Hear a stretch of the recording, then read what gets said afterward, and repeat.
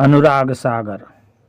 नमस्ते, नमस्कार, सलाम, प्रणाम, दंडवत, बंदगी। इस वीडियो से पहले आप सभी ने सुना किस तरह रानी इंद्रमती सतगुरु कबीर साहब से पान परवाना लेकर सतलोक गई और उसके बाद अपने पति को भी सतलोक बुला लिया। अब आइए आगे सुनते हैं काशी नगर में स्वपच सुदर्शन की कथा। इससे पहले आप सभी से अर्जी, विनती, निवेदन, प्रार्थना है, लाइक कर देंगे, सब्सक्राइब कर देंगे, शेयर कर देंगे।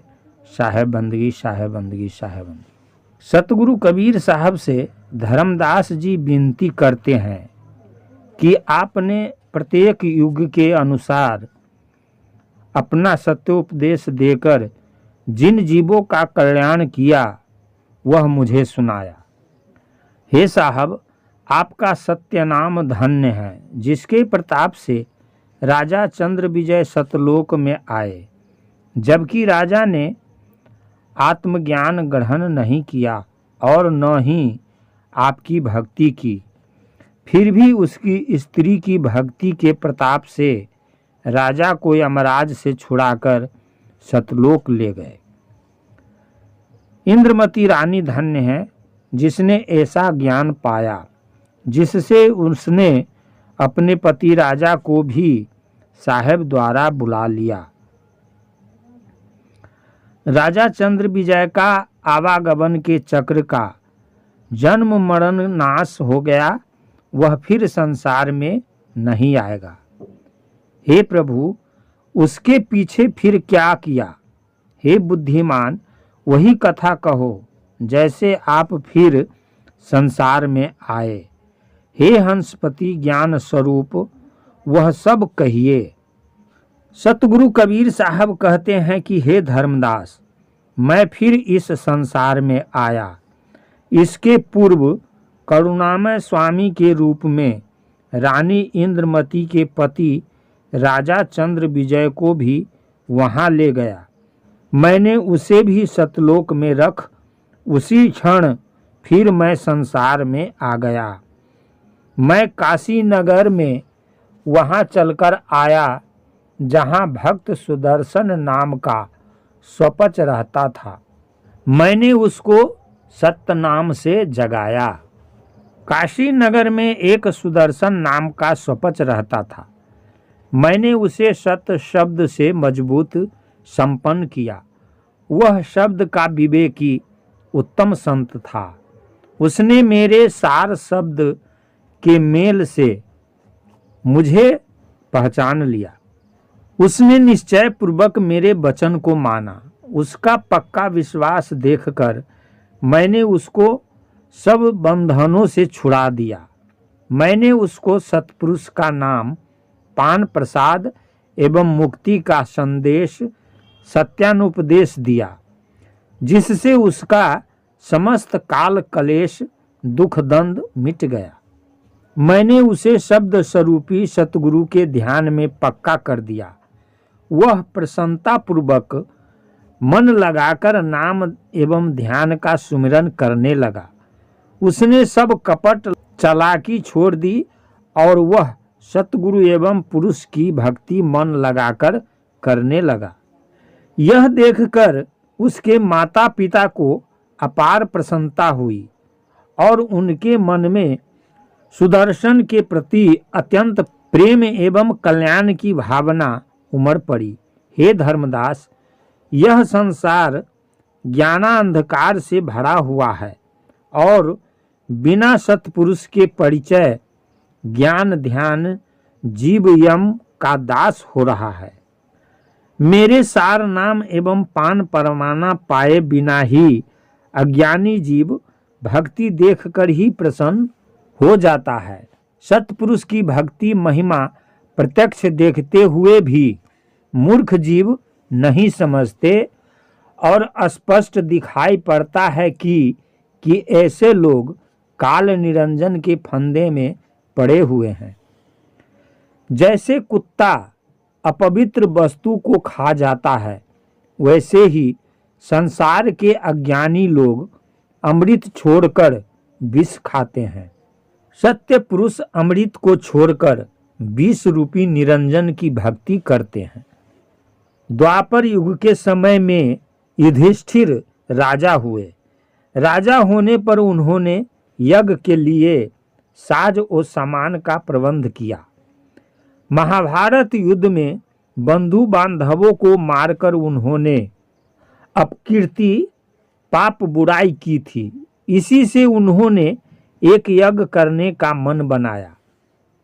विशेष महाभारत युद्ध के भयंकर परिणाम स्वरूप प्रजा में सब ओर हाहाकार मच गया तथा सभी तरफ करुण क्रनंद का हृदय विदारक स्वर सुनाई पड़ा था।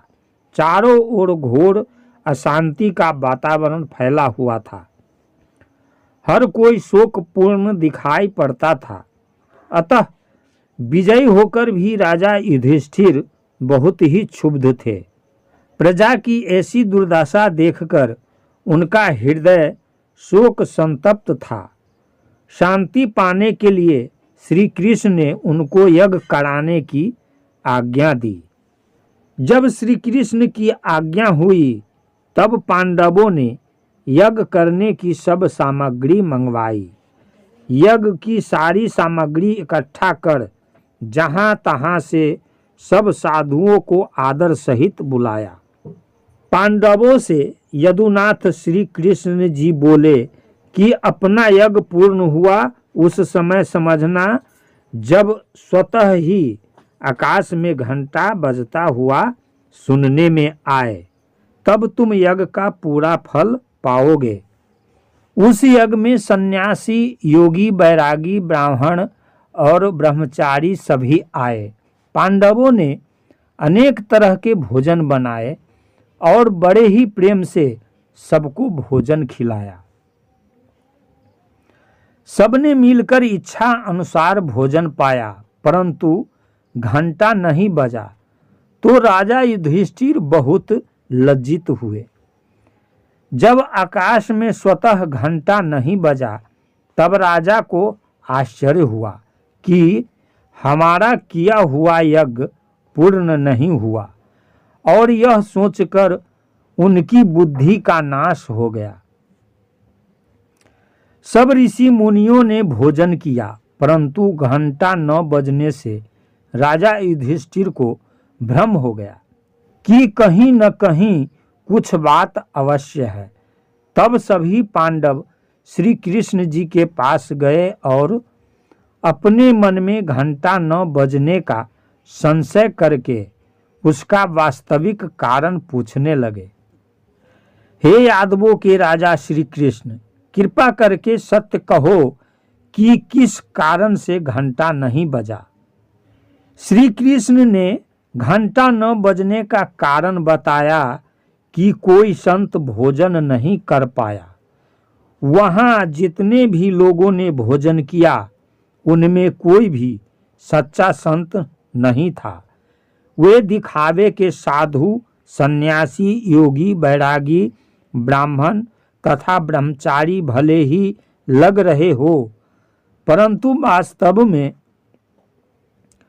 मन से ऐसे नहीं थे। मन से तो वे अपने पूर्ण संप्रदाय, ज्ञान एवं बल आदि के अभिमानी थे। वस्तुतः वे मानस मन से संत नहीं थे। तब आश्चर्य से भरकर पांडुनंदन युधिष्ठिर ने कहा कि यहाँ करोड़ों साधुओं ने भोजन किया है। हे नाथ, अब कहाँ से वह साधु संत पाएं जिनके भोजन करने से घंटा बजे और यज्ञ पूर्ण हो। तब यदुनाथ श्री कृष्ण जी बोले, स्वपच सुदर्शन को काशी से सम्मान लेकर आओ और आदर मान के साथ उन्हें भोजन कराओ। वे ही सर्वोत्तम साधु हैं। उन जैसा साधु यहाँ और कोई नहीं है जिनसे यज्ञ पूर्ण सफल होगा। सतगुरु कबीर साहब धर्मदास से कहते हैं कि जब श्री कृष्ण ने स्वपच सुदर्शन को ले आने की आज्ञा दी तब पांडव उनके पास गए। पांडव स्वपच सुदर्शन जी को अपने यज्ञ में ले आए और सविनय प्रेम से उन्हें भोजन कराया। राजा युधिष्ठिर के भवन में जब सुदर्शन जी ने भोजन किया तब आकाश में घंटा बजा। भक्त स्वपच सुदर्शन जी ने जब भोजन के लिए ग्रास उठाया तब सतपुरुष के नाम के प्रभाव से घंटा क्रमशः 7 बार बजा तथा उनका यज्ञ संपन्न हुआ। तब भी अज्ञानी सतगुरु की अमृत वाणी को नहीं पहचानते जिसमें उनका कल्याण है। ऐसे लोगों की बुद्धि नष्ट हो गई तथा वह यम के बाजार में बिक चुकी है। भक्त जीव को काल दुख देता है। काल के लिए भक्त अभक्त में कोई भेद नहीं है, वह सबको खाता है। काल के प्रभाव से श्री कृष्ण ने पांडवों को बुद्धि दी, तब पांडवों ने अपने बंधु बांधवों को मारा। फिर श्री कृष्ण ने पांडवों पर दोष लगाया कि तुमने अपने बंधु बांधवों को मारा और दोष लगाकर उसको दूर करने के लिए यज्ञ कराया। उस पर पांडवों को फिर अधिक दुख दिया कि अंतिम समय में उन्हें हिमालय की यात्रा में भेजकर बर्फ में गलवा दिया। द्रौपदी के साथ 4 भाई भीम, अर्जुन, नकुल और सहदेव वहां हिमालय की बर्फ में गल गए। केवल सत्य को धारण करने वाले युधिष्ठिर बचे। उनमें श्री कृष्ण को अर्जुन के समान और कोई प्रिय न था, परंतु फिर भी हिमालय में गलाकर उसका ऐसा अपमान किया। राजा बलि, हरिश्चंद्र तथा कर्ण बहुत बड़े दानी थे, फिर भी काल ने उनकी हानि की, बहुत प्रकार से दुख दिया तथा अपमानित किया। जीव अज्ञानवश अचेत है, जिससे उसे सत्य असत्य तथा उचित अनुचित का ज्ञान नहीं है। इसलिए वह सच्चे सत्पुरुष स्वामी को भुलाता है और मित्र हितैषी समझकर कपटी काल निरंजन की आशा करता है। मोह बस उसकी ओर दौड़ता है। काल निरंजन अनेक प्रकार की कला दिखाता है, फिर पीछे जीवों को दुखी करता है। मुक्ति जानकर जीव आशा लगाता है और उसी आशा की फांस में बंधकर फिर वह जीव काल के मुख में जाता है। काल निरंजन सबको नाच नचाता है, उसमें भक्त अभक्त कोई नहीं बचाता है। अज्ञानी जीव उस सत्पुरुष को जो अपना रक्षक है नहीं खोजते और बिना समझे पहचाने ही जानबूझकर यम के मुख में जाते हैं। सतगुरु कबीर साहब कहते हैं कि मैंने बार बार जीवों को समझाया और परमार्थ के लिए कल्याण के उपदेश कहकर जीवों को समझाया, परंतु यम ने जीवों की ऐसी बुद्धि हरी फेरी घुमाई है कि मोह का फंदा लगाकर सब जीवों को घेर लिया है। सत्य शब्द को कोई परखता एवं समझता नहीं है और यम की दिशा में होकर मुझसे लड़ते हैं। जब तक जीव सत्पुरुष का नाम लेकर ध्यान सुमिरन नहीं करेगा तब तक उसका जन्म मरण आवागमन नहीं मिटेगा। सत्पुरुष के नाम के प्रभाव से जीव सत्पुरुष के पास जाता है, परंतु काल माया ने सत्पुरुष के समान ही जो कृत्रिम बनावटी नाम रख लिए हैं उन्हें काल निरंजन धरकर खाता है। जो सत्पुरुष के सार नाम का परवाना पाएगा वह काल को जीतकर अमरलोक जाएगा।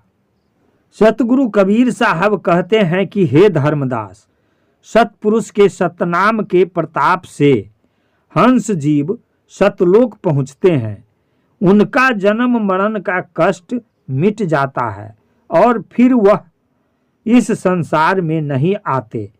सतपुरुष की अनुपम छवि को हंस देखकर अत्यंत आनंद सुख प्राप्त करते हैं। सतपुरुष के अंश और हंस जीव मिलकर क्रीड़ा मनोरंजन करते हैं।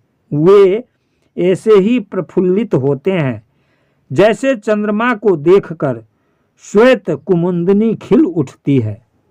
जैसे श्वेत कुमुंदनी चंद्रमा को देखकर रात में प्रफुल्लित होती है, वैसे ही सतपुरुष का दर्शन पाकर हंस जीव सुख पाते हैं। सतपुरुष के दर्शन से प्राप्त हंसों के मुख का भाव कभी कम नहीं होता। उनमें सदा एक जैसा आनंदपूर्ण भाव प्रकट रहता है। अतः एवं हंस सदा सुख को उपलब्ध रहते हैं। उन्हें शोक मोह एवं दुख क्षण भर भी नहीं होता। सतगुरु कबीर साहब कहते हैं कि जब भक्त सुदर्शन की आयु पूरी हो गई, तब मैंने करुणामय स्वामी के रूप में उसे सतलोक पहुंचाया।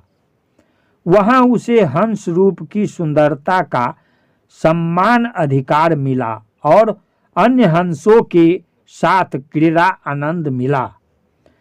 तब उसने 16 सूर्यों के समान तेजवान रूप पाया तथा सतपुरुष के दर्शन से वह सुदर्शन का जीवन हंस परम शांति को प्राप्त हुआ। धर्मदास सतगुरु कबीर साहब से कहते हैं कि सब बंधनों से छुड़ाने वाले हे बंदी छोर स्वामी सत कबीर, मेरी आपसे एक विनती है कि आपने भक्त सुदर्शन को सतलोक भेज दिया। हे साहब, फिर उसके पीछे आप कहाँ पहुँचे? हे सतगुरु, वह सब संदेश समाचार मुझे कहो।